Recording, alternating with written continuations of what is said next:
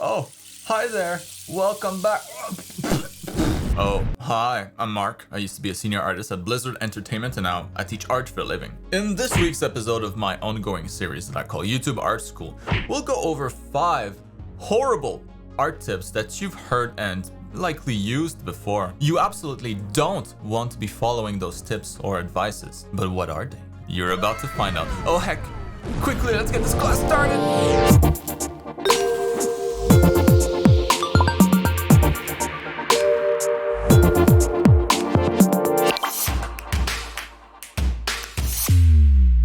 Alright, class is in session. Pay attention.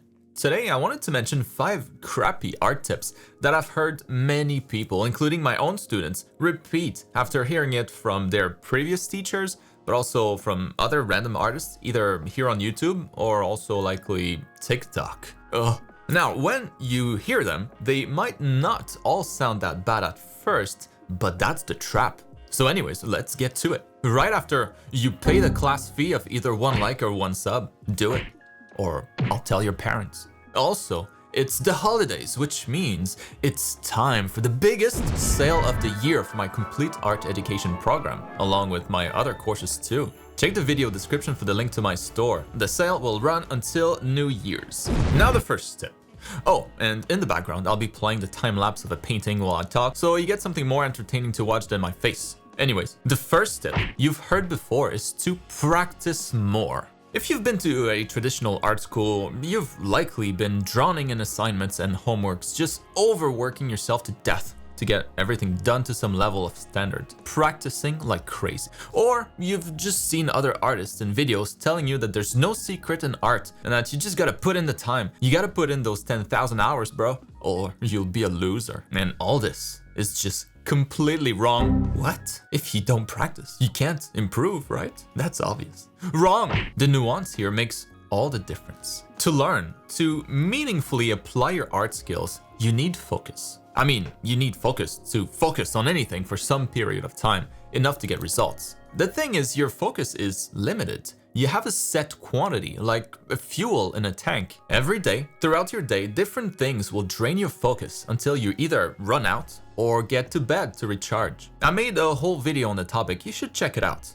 Link down below. Anyways, the main thing to keep in mind in the context of this video is that without focus, you can't learn much. You can extend your focus by taking breaks often to relax without distractions, and you can certainly avoid wasting focus by not checking your phone all the time or playing video games, aka by not succumbing to distractions. But what do you think happens when you practice too much or when you're overloaded with assignments at school? You eventually hit a wall. Your brain stops being able to absorb information. You run out of focus. I believe the science says that you get about 4 to 5 hours of focus each day on average, and that's it. Take out of that all the time that you spent on usual distractions and there's really not much left. Practicing more is not going to help past a certain point once you've exhausted your focus. Instead, pace yourself. Keep distractions to a minimum to maximize your focus. Spend the time that you have to focus well using a solid learning structure, and always save some focus for observation. Observation is one of the least discussed and most important skills an artist can have. It's not always about practicing. Taking a step back and observing too will help you reach your art goals a lot faster. And no, you certainly don't need 10,000 hours to get good unless you focus on all the wrong things or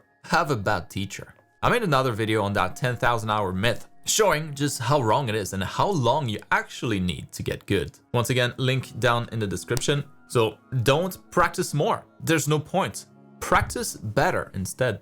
The next tip that you've probably heard at some point is to draw from imagination to help develop your skills and creativity. Oh boy. If you've been following the channel for a while, you know exactly what I think about that. If you're new here, well, just remember that no references equals no learning. Here's why. What allows us to draw from imagination in the first place is our visual library. That's why it's so hard, maybe even impossible for those with aphantasia to draw from imagination. It won't prevent you from getting super good at drawing from reference, but drawing from imagination is basically just a big visual library flex. The bigger your visual library, the more things you can picture accurately in your mind, and the better you can draw from imagination. You don't actually learn anything new by doing that. When you draw from imagination, you're not learning, you're just recalling memories. The only scenarios where drawing from imagination makes sense are to have fun testing your existing knowledge and finding your limits and shortcomings as an artist, or as a professional, simply to work faster. Granted, you already have the information you need in your visual library as the result of your experience. To improve creativity and just your skills overall, just like any other skill in art, you need to work off of references. Pros do the same. If I'm working for a client and I'm tasked with drawing a medieval knight, but I've never seen any, the first thing that I'll do is to gather reference photos of knight armors to learn how the armor is structured, what its shape language and design is like, what the materials look like. I'll first need to educate myself by gathering the information that I don't yet have. After repeating this process enough times, I should start to get a good understanding of how medieval armors are like, and be able to slightly modify the design of existing ones at first to make them work for my client's project. And then with enough experience, I may be able to even create one from scratch using the information that I stored in my memory from studying so many different armor references. If you want to get good fast though, don't focus on drawing from imagination. The third tip that you must have heard if you went to art school or if you've watched a ton of tutorials online is that you should have a unique art style as soon as possible. I actually felt the same way when I was younger, always focused on the style because that's probably what I had read in a book then. Style really isn't that big of a deal. As a professional artist working on projects in game development or for animated series,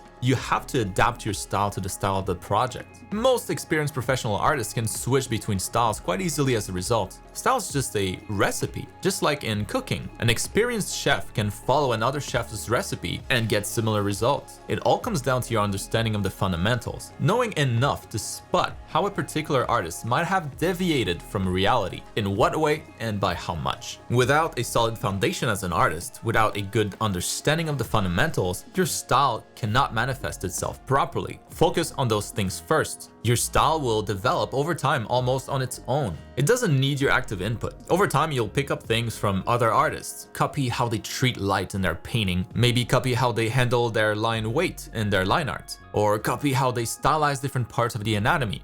You might like how one artist draws noses, but prefer how another draws the eyes. It's the sum of all those preferences that will create your own unique style. Don't rush it. Tip number 4, and we're almost at the end, is that you get what you pay for in art education. So don't be cheap. Oh yikes. If anything, the opposite is closer to reality. Now, you really don't need to spend any money to become a good artist. You can find a lot of content by actual professionals here on YouTube for free. And if you're a self-learner, that's really all you need. I'm living proof. Hell, I didn't even have YouTube back then. Still didn't go to school or pay any money for my education. Just good old observation and a lot of trial and error. Obviously not the fastest way to go about it. I got better, obviously, but way slower than it's taking my own students now. The best way is still to learn from someone directly, someone who can provide a good structure to the education. But you sure as heck don't need to spend $100,000 or more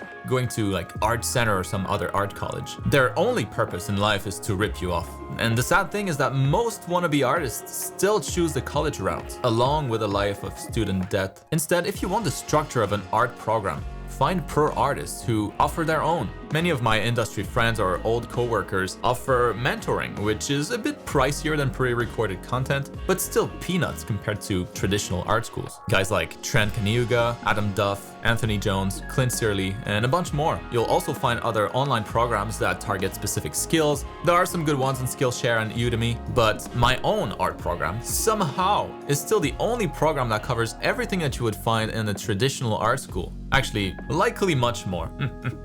Plug aside though, nobody cares where you studied. Employers don't care. Clients don't care. Everybody only cares about the content of your portfolio. You don't get what you pay for in art education. You have to do your research. Going to a traditional art school should be your last resort if all else fails. And finally, I'm sure that you've heard that you should study other artists' work to improve. Sounds like a good tip, but it's not. Not for everyone at least.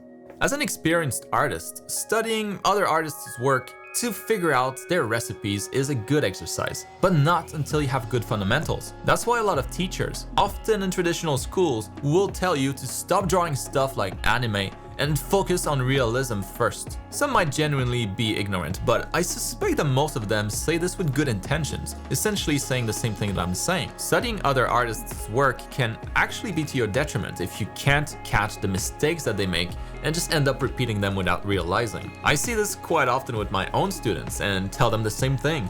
Avoid doing that until your fundamentals are solid. Do it as much as you want for fun, that's important too, but don't expect it to be a great learning experience unless you know exactly what you're looking for. Like if you know color theory and you're about to color your drawing, but you're not inspired for some reason, then it makes sense to study other artists to figure out how they apply the same theory that you know and the stylistic choices that they made. In that case, it's very useful, but you should be able to find the mistakes, flaws, errors in most paintings or drawings done by pros. Often it'll be left in there out of laziness, like is my case very often. So you want to be able to pick up on that if you're studying from it. I don't recommend spending much time studying other artists unless your foundation as an artist is solid. If you must though, study from artists whose work was done in a studio and art directed by others. There's far less chance that there will be mistakes then. So it'd be safer to study from it even if you're not super experienced. In general, if you're not super experienced, don't study other artists' work unless the art was peer-reviewed at a studio. Think like promo art for games. That's pretty safe. And that's gonna be it for today's class. I hope that was helpful. Now, be sure to enable notifications to be on time for next week's class. I'll be showing you how to color big drawing that I've been working on, showing you all the steps. It's gonna be my last painting of the year, so I'll try to make it a banger. Very nice.